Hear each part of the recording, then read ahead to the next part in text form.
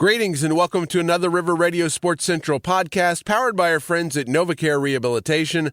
Alongside Matt Varney from 103.5 ESPN, I am Darren Kinnard, and we have reached that point in the season, Matt, where we are in full postseason mode, or at least full postseason prep in basketball for sure. But last week we crowned a bowling champ. We did, and it was a Southern Illinois sweep as the Harrisburg Bulldogs went out and took care of their business at St. Clair Bowl in O'Fallon, and they ran away with the team title. And then David Luchka from Carterville kept it from being a Harrisburg sweep. That's right. But he kept it in the Deep South, in the river to river, as those guys. He won the individual title. 3 Harrisburg medalists in the top 10. All 3 sophomores, by the way. Yeah. So what a great weekend. Bree Central was 3rd, also got a trophy. Salem, the 2-time defending champ, ended up 6th. So once again, Southern Illinois flexed its muscles in the boys bowling. Yeah, it was great to see. Obviously, David Luchka, I think it was 55 pins more than the Harrisburg kid that came in 2nd. That was really cool to see that he held it off right there and said, I'm taking this back to Carterville with me. But for Harrisburg to finally get that, when the past couple of years they've been right there, and Salem's just held them off right there. It was really cool to see Harrisburg finally get that first place trophy. What was interesting to me was last year they also had the lead after day one going into the second round, and then there was about a 200-pin swing, and Salem ends up making it back-to-back championships.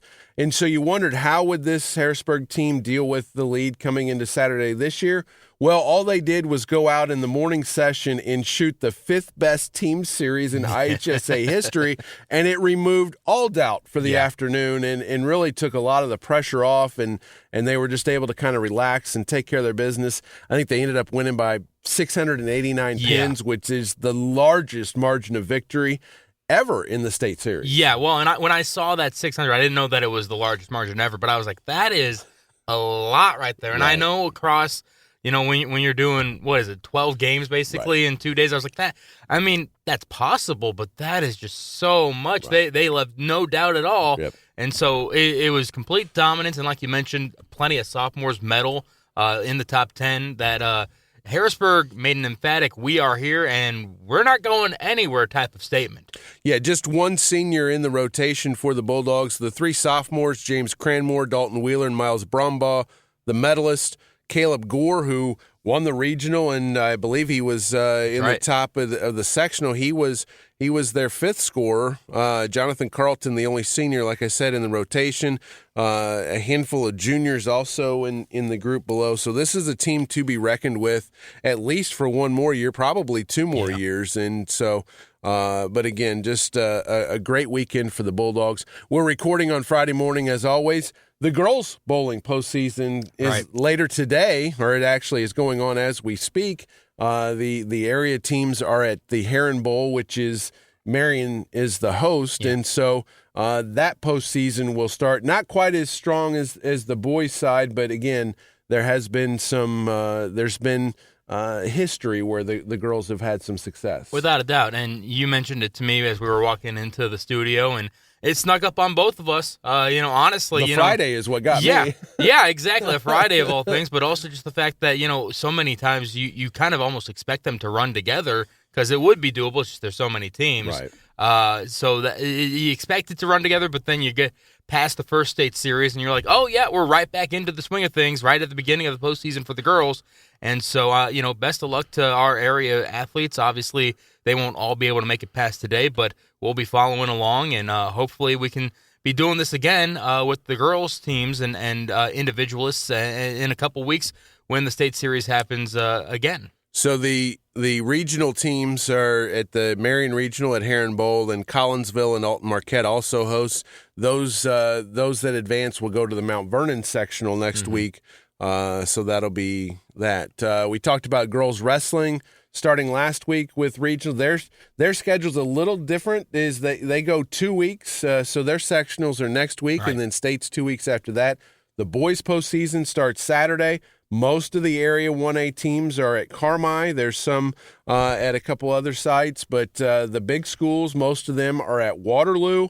And then this is, again, that postseason grinder has started with basketball just around the corner as well. Without a doubt. And it's funny how basically the girls take 2 weeks in between theirs. They end up running into each other with sectionals, and then the boys pass them by for their state finals. But, I mean, obviously I know a lot about Murfreesboro, but they're a team that is definitely to be reckoned with.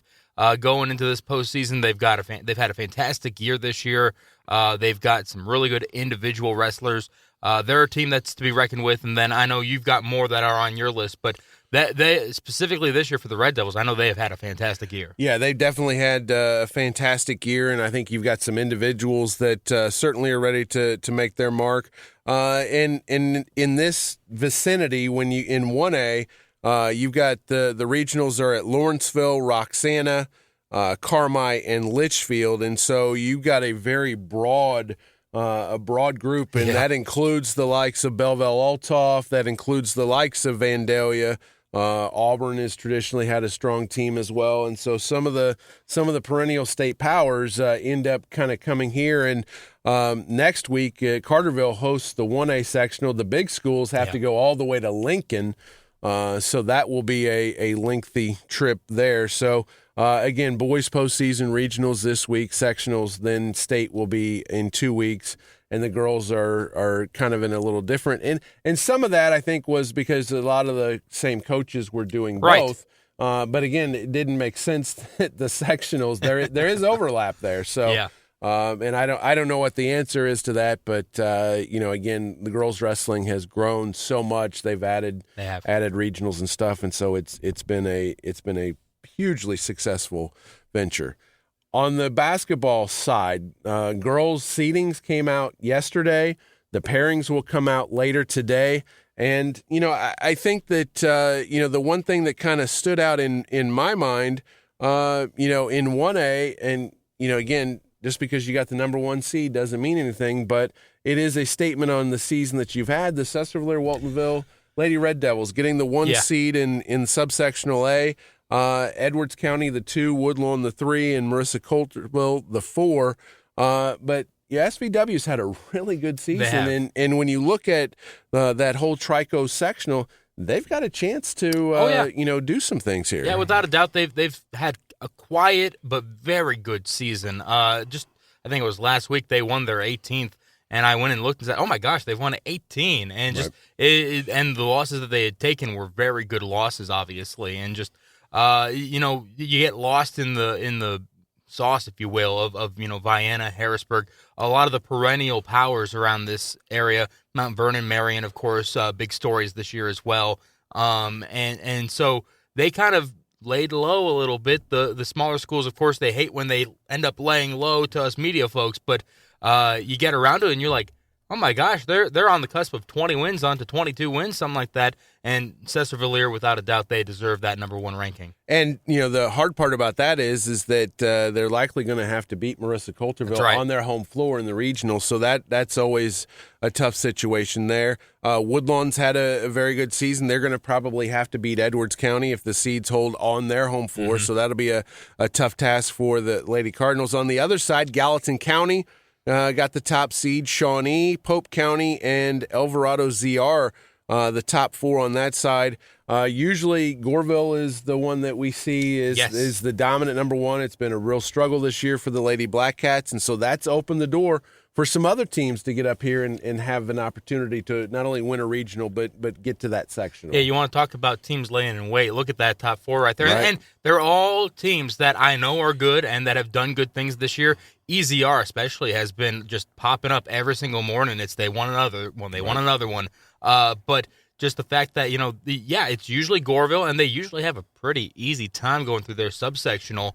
But, yeah, like you said, the door has been opened, and there's a bunch of teams that are just licking their chops saying, you know what, we can't assume that this window is going to last long. We need to take our opportunity right now and make a statement and try to, convince people that Gallatin County, that EZR, that Shawnee, like these teams are here and that they're worth, communities that are worth, if you're considering moving, we're worth moving to and bringing your star girls basketball player to, I mean, that is part of, the deal as well of, when parents make a decision of, well, I have this really good athlete, where do I want to move? Well, I know that program over there is really good. And when you're talking about a Gallatin County, you're talking about a Shawnee, that can be something like, well, they've got a really good girls basketball program. I got a really good girls basketball player. You know what? It might actually be worth moving over there or something. So, obviously that's not necessarily in the realm of recruiting, but obviously people will take it as that. But nonetheless, those are things that are taken into account here. And so obviously,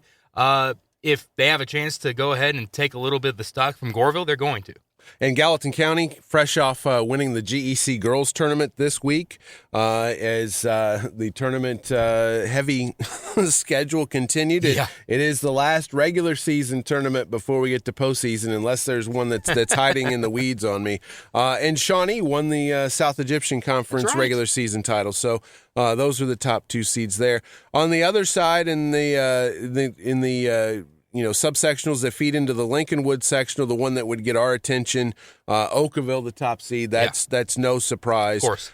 Father McGivney, Brownstown, St. Elmo, and Sandoval, Odin, Patoka, the other top seeds in that subsectional. And again, these games all feed into the Oakville super sectional. And it certainly, while the road is not easy, it would certainly not be a shock to see the Lady Rockets playing on their home floor again. No, not at this point. Maybe ask me that question 5 years ago, and maybe I'd say it would be a little bit of a shocker. But at this point, everyone knows the Rockets. Everyone has them circled on whatever sort of schedule that they have, be it just the subsectionals that we're looking at right now or something else. They look at the Rockets, they highlight them, and they say, you can go ahead and book them down for a lengthy postseason stay. Yeah, and that happens when you go and raise the big trophy. That's right.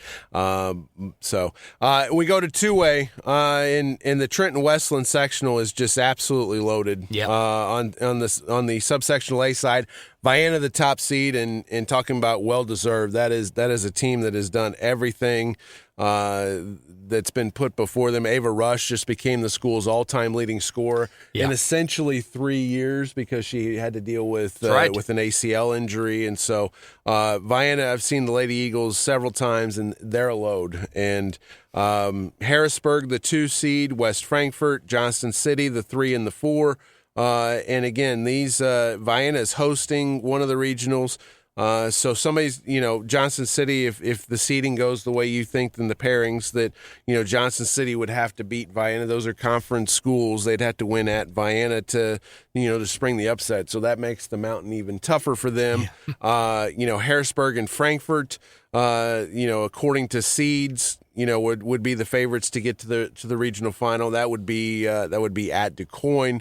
So again, it's Vienna and kind of, Harrisburg proved they can compete with Vienna in the El Dorado Lady Eagle Winter Classic Finals.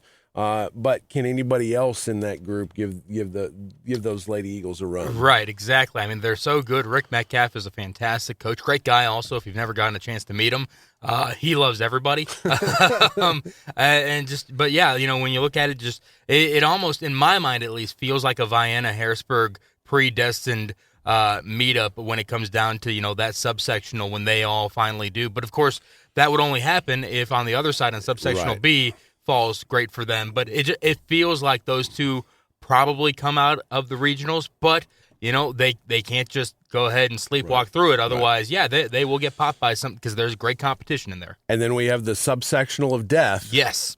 Bree Central, the number 1 seed, Nashville, the 2, Carlisle, the 3, Mater Dei, the 4, Columbia and Greenville, your regional hosts. And this is you're talking 4 teams that are in the top 12 to 15 in the state. No different really than it was last year. Nashville was the one that survived and eventually made it all the way to the state championship game. But Carlisle's had a great season. Mater Dei is Mater Dei, and of course you got Nashville and Central that have put together tremendous seasons. So again, whoever comes out of that will not be surprising, right? And then the crossover games in the sectional, they will present a lot of problems for you, whether it's Vienna or Harrisburg or somebody else, or Frankfurt or Johnston City. Exactly, and honestly.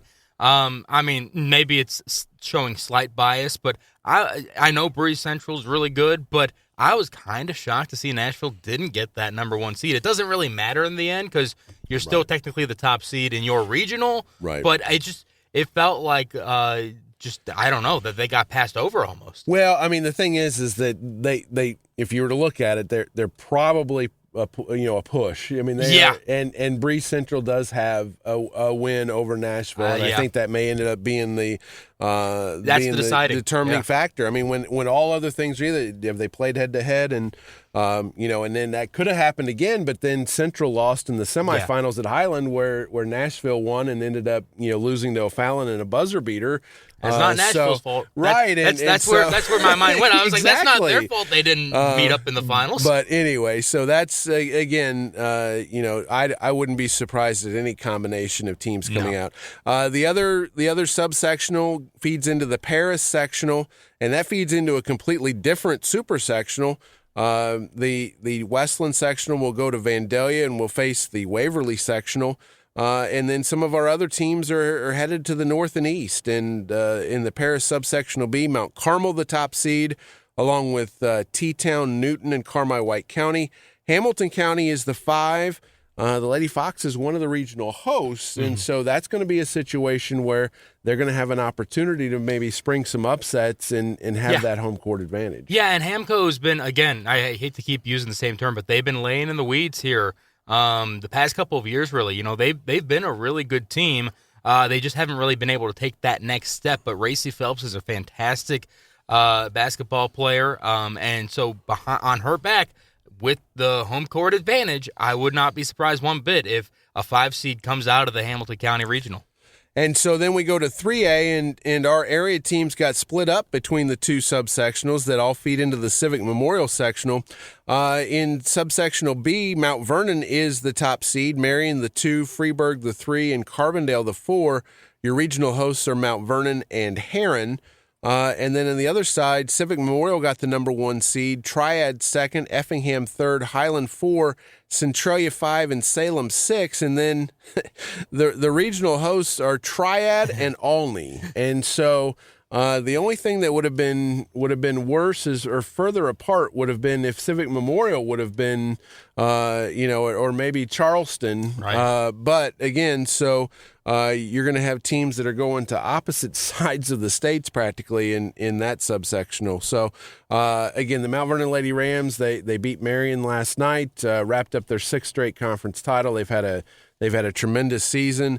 They own a win over Civic Memorial in the championship game at the Benton Christmas tournament. So that not a surprise that they're the 1 seed. Not a surprise that Marion is the 2 seed. No, and so you look at it with Mount Vernon and Marion being the top seeds. You got to figure that they're going to be the favorites to advance, and if they do make it to the sectional, they're probably going to have to go through some Mississippi Valley teams to move on. Right, without a doubt. And when you look at, that subsectional, obviously Marion, a fantastic team, a great story this year with Eric Griffin taking over, and he's really, transformed that program. But Mount Vernon definitely earned that top seed in that subsectional. When you look at all the teams around, they have a 1A, 1B, and I don't know if any other team in the area in that class, at least 3A, has a 1A, 1B selection like Cam Pollard and Milena Zadalis. I remember talking with a college coach earlier this year that was paying attention to them and saying, around Christmas time, it was always Pollard. It was always Pollard at the beginning of the season, first month, and then all of a sudden it was Zadalis that started popping up and saying, she's the one that's scoring all their points now. But now, past couple of weeks, you notice Pollard has started to step back up again because all the teams have shifted again over to Zadalis and saying, well, we can't just pay attention to Pollard and shut her down. So now it's Zadalis and Pollard basically having to go one-on-one with their matchups at this point, and now they're both feasting. Last night against Marion, Pollard had 25, Zadalis had 23. So it's become basically a situation where it's a two-headed beast. Good luck stopping Mount Vernon if you're in that subsection. Well, again, and we see it, at all levels, but, great guard play. Exactly. It makes it all go. And now Mount Vernon doesn't have a lot of size inside, and so if they run into size down the road, that could be a factor. But, again, the guard play is so good that helps make up for some of the sides. And Carbondale is kind of a sleeper here as the 4 seed, and so it's not a cakewalk for Mount Vernon. And no. Carbondale got Marion earlier this week, a 1 point win there. Right. And so the Terriers are certainly capable, and again, that would be a very interesting regional final. And those three teams you mentioned, Carbondale, Marion, and Mount Vernon. You talk about the guard play, also just the coaching. You've got fantastic coaches on all three of those teams that they know what they're dealing with. They have ideas on how to stop each other. Right. But, we'll see here because there's going to be at least 1/3 meeting between those three teams. There's going to be at least one more meeting for at least one of those matchups right there, and we'll see how it all plays out. And Centralia is a 5. I mean, that's a little bit of a surprise, and they've had a really good season as well. And Josiah Wallace, who signed to go to St. Louis, has been phenomenal. And so that's going to be somebody. And again, how the pairings end up shaking out. You know my rant's incoming about the when the seeds are not matched up accordingly the way they should be. 3 should play 6s and 5 should play 4s, and sometimes that's not the way it pans out. And sometimes that's because of who's hosting and the seeds and all that. And sometimes it's just it feels like it's an arbitrary place because of travel. But Centralia is potentially going to be in that in that same regional with Triad and Effingham, and again, they won't be the favorites, but they will be a threat. Well, Wallace is just such a good player, as you mentioned. She's committed to St. Louis, and she's going to do a lot of big things. And when you have a player like Wallace, I know I talked about Zales and Pollard being 1A, 1B, but really she is the type of player that it doesn't matter if you have a 1A, 1B situation. She will always be 1A. She's just that good. Talk about the guard play and everything. She is just so darn good. And we're going to close quickly kind of talking about the boys, a couple of interesting results in some midweek games. Both were makeup games from Ice-Mageddon a few weeks ago. Nashville goes on the road and wins at Pinckneyville. Yeah. And the Hornets played really well. And, they really had the lead for the final basically 28 of the 32 minutes. And now it's a 3-way tie atop the Mississippi. You've got Pinckneyville, Nashville, and Benton all sitting there at 5-1. And they've all beat each other in the round robin, and so the second meetings are going to be what determines the conference champion, if somebody can go 2-0 against the other two. Right, exactly. Well, and the thing is about that matchup, I know a lot of people called it an upset, and it is, don't get me wrong, but it didn't feel as big of an upset as people were making it out to be, just because of the fact it's such a big rivalry game. And Nashville's a good team. It's not absolutely. Now, the thing that was a little surprising to me, if you just said, hey, Nashville's going to go in and win at Pinckneyville tonight, what's it going to take? Yeah. I would have thought Maddox Ritzel was going to have to go for 34 or something like that. Supernova. And they had a very balanced effort. They got things done from various sources, inside, outside. Ritzel did lead the way with 17, but he got 4 or 6 of those late from the free throw line. Yeah. So it wasn't like, okay, well, the star had to go out and be star-like. They had a very balanced performance to take care of business. And again, that's a big win for the Hornets. And again, it really throws into play next week, the seeding meeting for that. Because what do you do with this now? I mean, because it really throws everything up in the air. As we mentioned, the regional, the subsectional that on the girls' side, it is called the subsectional of death. But this one really is, because it is the biggest question mark that everyone is looking at it. And I mean, that entire subsectional, both A and B, you look at it, the SIU Super, it is quite possibly the most competitive in 2A when you look at just everyone that's in those two subsectionals. It's going to be a tough one without a doubt. Whoever comes out of top on that 2A Super at SIU, he's going to have a really good argument for potentially being a state champion. It's just there's so many good teams in it. But, yeah, you look at that specific subsectional, and, yeah, good luck figuring out who gets seated where and who comes out on top of those two regionals. Right. And I mean, there's 12 teams, and we've talked about 1 through 8 just being, crazy good. And, going into that game, Nashville was probably in that 6 to 7. Where does that put them? Yeah. What do you do with Pinckneyville now? Does that drop them? I mean, it's crazy, because then you've still got Althoff, you still got Central.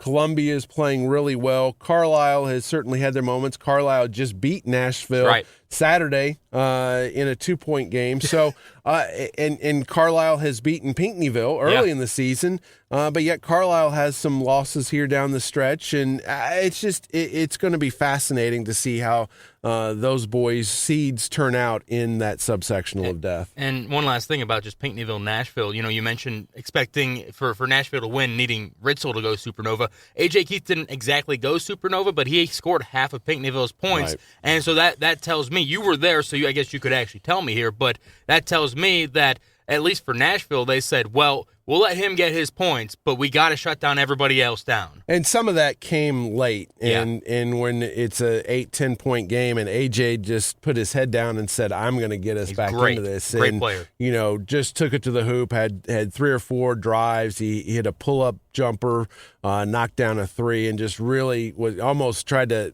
will his team back in it. And Nashville again, just that team effort to get it done. And, again, a big win for the Hornets. And, as you go down the road, you kind of feel like what you're going to get, from Maddox, Ritzel and company. But Ty Shanehair had 16 big points. And, and then you've got Parker Schoenberg, the big guy inside, goes for 15 and 16 rebounds. And, against, you saw how big Pinckneyville's front line is, and so that's a tremendous effort. So a big win for the Hornets in that one. The other big one in a makeup game was a Midland Trail game, and it was a barn burner.